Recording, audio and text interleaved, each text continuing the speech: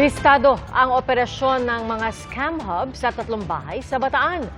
10 dayuhan ang naaresto na galing umano sa binuwag na malalaking pogo.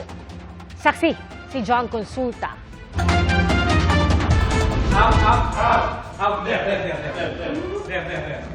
Sa ikinasang raid ng NBI sa Bataan, isa-isang pinalabas ang mga Chinong nagtangkang kumubli sa mga kabinet.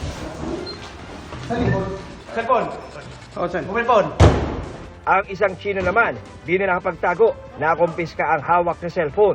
Sa loob ng bahay ng mga suspect, inabutan ng mga ginagamit nilang computer at iba pang uri ng gadget.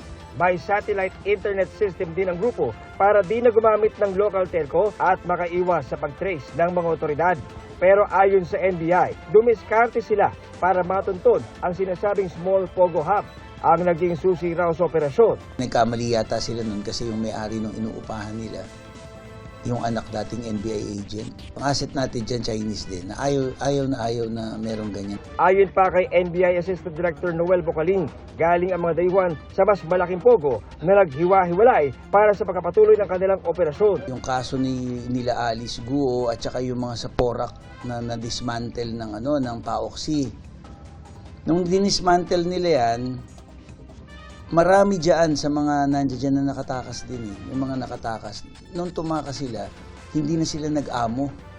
Sila na lang ang nag-create ng grupo-grupo nila. Yung mga cellphones na gamit nila doon, nakatakip ang mga camera para hindi makita yung kausap nila. Sa itinayong small-scale scam hub, ginagawa raw ang love scam, investment scam at iba't ibang klase ng panloloko. Sa kabuuan, 10 Chino ang naaresto sa 3 bahay na sinalakay sa raid. Maharap sa Anti-Financial Account Scamming Act ang mga naarestong suspect. Para sa GMA Integrated News, John Consulta ang inyong saksi. Mga kapuso, maging una sa saksi.